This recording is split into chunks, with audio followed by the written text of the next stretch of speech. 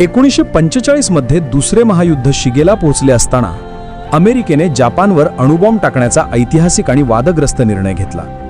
यामागील मुख्य कारणे होती जपानचे सततचे युद्ध सुरू ठेवण्याचे धोरण आणि शरणागती न स्वीकारण्याचा हट्ट.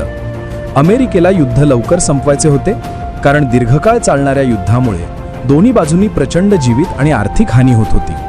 6 ऑगस्ट 1945 रोजी हिरोशिमावर लिटल बॉय आणि 9 ऑगस्ट रोजी नागासाकीवर फॅट मॅन ही अणुबॉम्ब टाकण्यात आली. या हल्ल्यांमुळे लाखो लोक मारले गेले, शहरं उद्ध्वस्त झाली आणि दीर्घकालीन रेडिएशनच्या परिणामांनी अनेकांचे आयुष्य बदलले.